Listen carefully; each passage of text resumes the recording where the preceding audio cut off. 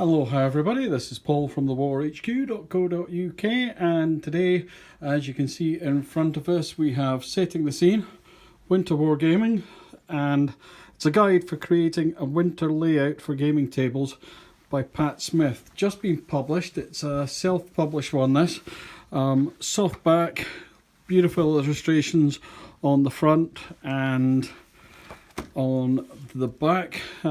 This is the type of thing you can see that it's helping you to create. To be honest, I found that a little intimidating, but once you get into the book, believe me, this is not intimidating at all. As you can tell, I'm quite a fan of this book, having had it just for a few days, just newly out. You can already see I've got it a bit dog-eared from reading. But if we just have a look, it's beautifully laid out, and at the front it gives us all the details. This is fully illustrated throughout. The details, the contents, introductions, going right through the map, etc. The mat, the gaming table, etc. And it starts off with a wee introduction about this is really set for Battle of the Bulge as regards bolt action, but you could use it for any winter snow scenery really that's European to any extent. And there are a couple of things that I'll point out as we go back. So it basically tells you what you can do with this. It could be Napoleonics with the buildings that are used, etc. And he just goes through the materials he uses.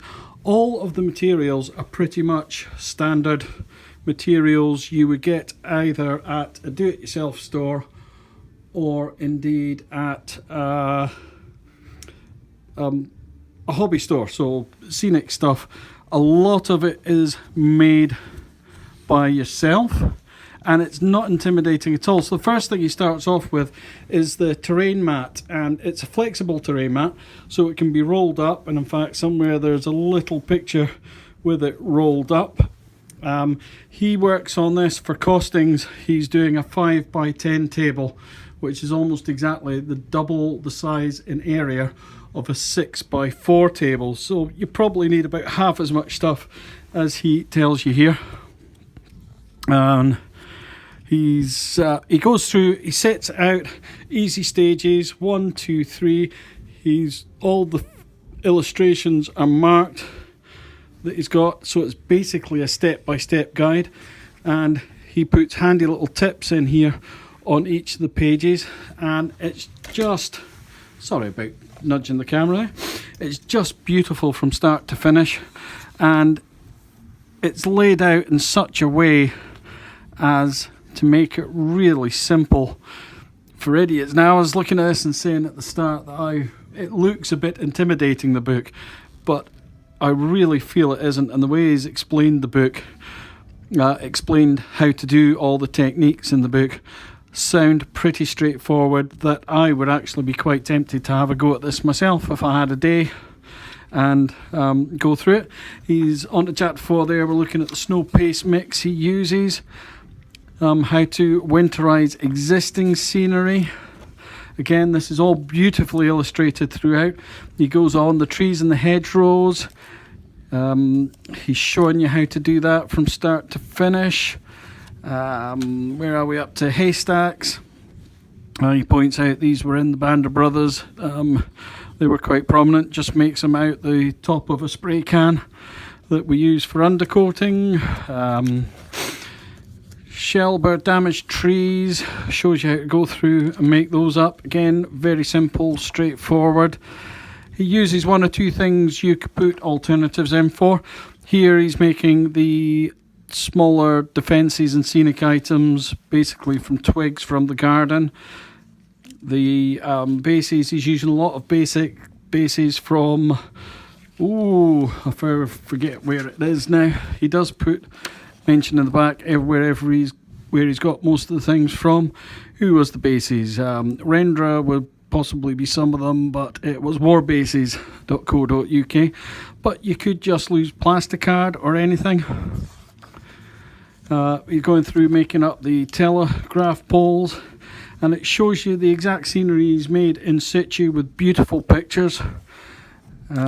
He goes right through it, barbed wire fences, making the frozen ponds a very simple, straightforward idea. He uses quite a bit of flock etc. from Woodland Scenics, but you could get them elsewhere. I think Woodland Scenics are very cost effective. He shows you the buildings from scratch. For this he used NDF for most of them, and you can pick up MDF buildings at quite a reasonable rate. I'm not too sure whose buildings those are. Might be Dave's. I don't think he got a mention, so they might be war bases. Shows you how to sort the buildings out to keep them in keeping with it. He also gives you a handy tip how to winter up your buildings with, I'll not spoil the trick, but how to make them either for winter or they can be easily adapted to be normal spring or summer buildings, with a quick tip there using the same buildings. He goes on to do the details of the Hotel Ardennes, how he's done the posters and signposts, if you want to go into that much detail. Doing the graveyard. Again, all the figures are pointed out. It's well written. No, not too many obvious mistakes at all, if any. He's going on here doing the ruined buildings.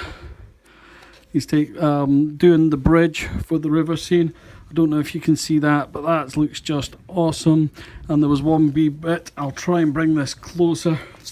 You see at the top there where they've got the footsteps in the snow. That really appealed to me. So, and Winter Railway. There's lots in here. And now that I've read it, I mean, he even goes on to painting vehicles to basic standard, the way he does them. And I think the next chapter would be the figures. Yep, how he does the figures to a basic stance. And then back scenes, so you can get, I don't know if you see the photographs down at the bottom here. He's got the back scenes in the back there just to make it look even more awesome for photos. How to do the little vignettes. He's got a couple with a crashed American half track. Shows you how he does that. It really does take you from A to B, even how he did the riders on the Tiger, I think that is, King Tiger. How he did the tank riders on it. And then putting it all together with some excellent photos there. Hopefully you're getting a look at all those. It's just over 100 pages. It is beautifully illustrated, and I think that is fantastic value for money. Sorry about the glare off the book there. I couldn't recommend this to you enough. As a rating, this has the WarHQ's 5-star rating. Very readable, even for somebody like me that's not a big scenery fan, as in I don't really like to spend time making it. Having read this book, it would really make me want to, in fact it really does make me want to spend a bit more time on maybe doing some scenery, maybe doing a winter one. Hopefully he will do some other books concentrating on other scenes, not just winter. With what's the information that's in this book, you could obviously just make spring but not do the winterizing of it. But it would be nice to see him do maybe desert and some various other terrains and go over those at some time. I hope he has every success with this. The only thing I don't see, and I'll have a quick look, is the details in the book of how you can get this. So what I will do is I will put a wee overlay at the start and the finish of this video, just so you can get the address of where to get this and how much it is currently. But well done guys, I know you had some production problems getting this from a printer and they had to change printers. It was well worth the wait. Guys, go out and buy this, support this book if you can. Buy one for the club. Fantastic value for money. Need we say any more?